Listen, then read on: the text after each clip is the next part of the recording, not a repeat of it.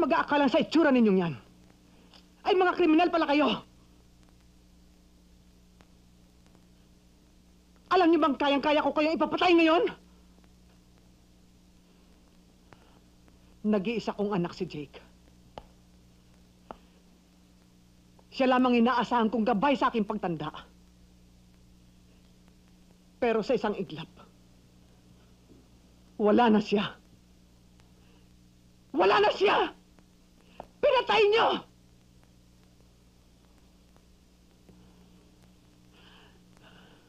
Alam niyo ba, halos kasing edad niyo lang ang aking anak.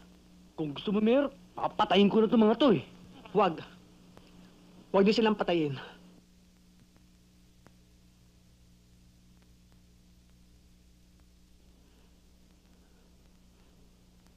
Kayo, isinusumpa ko na mabuhay kayo ng matagal. Matutong umibig. Magkaasawa. Magkaanak. At kapag kasing edad nyo na, ang inyong magiging anak,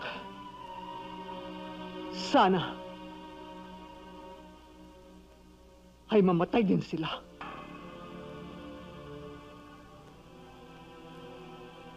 Nang sa gayon, maramdaman ninyo ang pait at sakit na nararamdaman ko ngayon.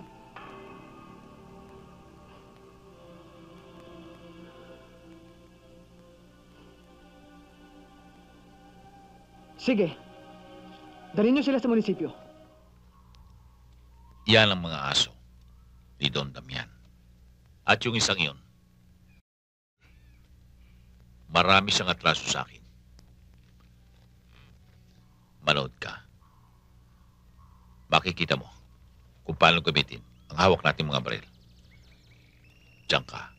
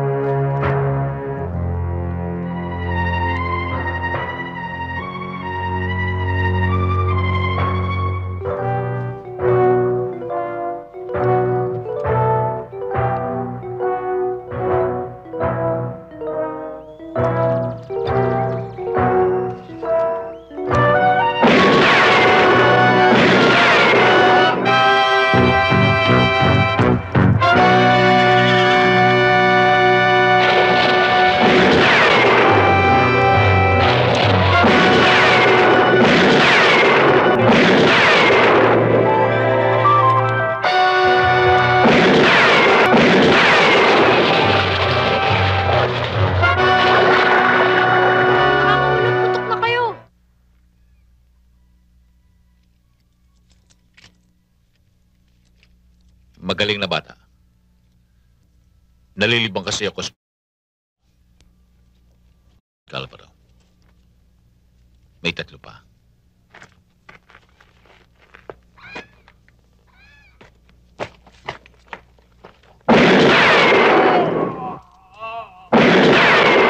Isa.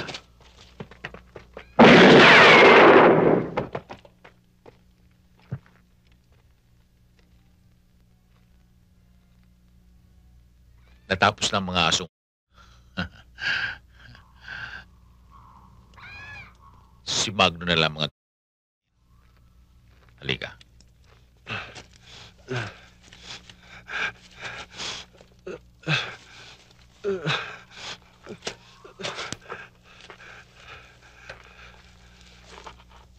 Mga kasama!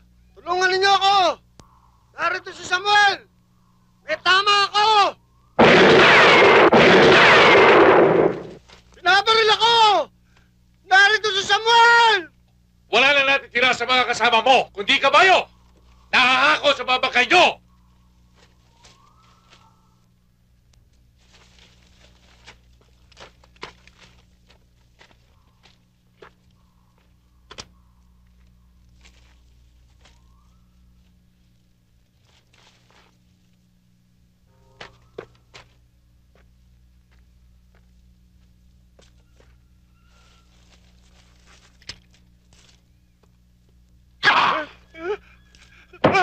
asunta ko.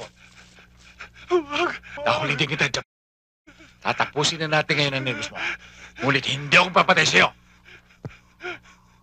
Pagputakan mo! Huwag, Tutoy. Diablong... Sinabi ko na sa'yo na ito ang sa mga aso sa asyenda.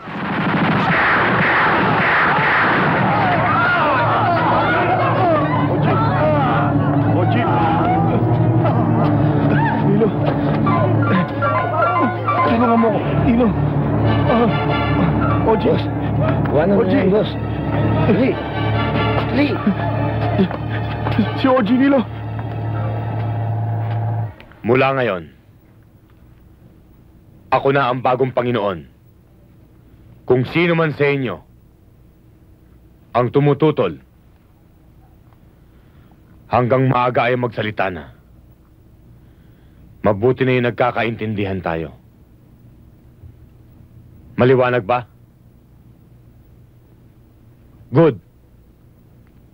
Ang unang gusto ko mangyari ay iharap niyo sa akin si Charlie ng buhay. Gusto ko, ako mismo ang dudurog sa kanya. Junior, huwag mong daanin sa init ng ulo. Hindi makukuha yan sa padalos-dalos. At saan ko kukunin? Palibhasa hindi mo mga magulang ang napatay. Kaya kaya mo magsalita ng ganyan. Oo. Hindi ko nga sila tunay na mga magulang. Pero nang inampo nila ako, itinuring nila ako isang tunay na anak. At tinuring ko rin isang tunay na mga magulang. Kung mahal mo sila, huwag mo naman memenosan yung pagmamahal ko sa kanila. Pinabibigay sa ni Junior. Nangako ako. Nung pumasok ako ng seminaryo, na hindi na ako hahawak niyan.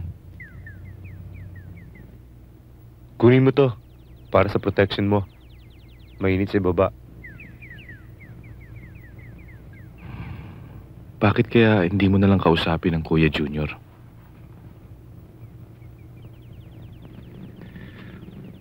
Mahirap kausapin si Junior ngayon eh. Nagiging mainitin ang ulo. Ako nga nag-aalala sa kanya eh. Ayaw makinig. Pati nga ako ayaw kausapin eh. Kailan pa kaya magbabago ang ugali ng kuya? Ikaw na kumausap sa kanya. Kuya naman. Kung ikaw nga ayaw kang pakinggan. Ako pa. At isa pa, ayaw kong makialam sa mga gawain nila. Kaya nga ako pumasok ng seminaryo eh. Para maiwasan kong naging uri ng buhay ng lolo't ng papa. Hindi sa hinuhusgan ko naging buhay nila. Kaya lang, ewan ko. Gabriel, hindi natin hawak ang ating kapalaran. Walang taong kusang ginusto na maging masama.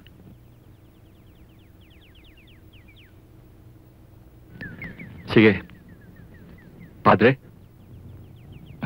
Sige, kuya.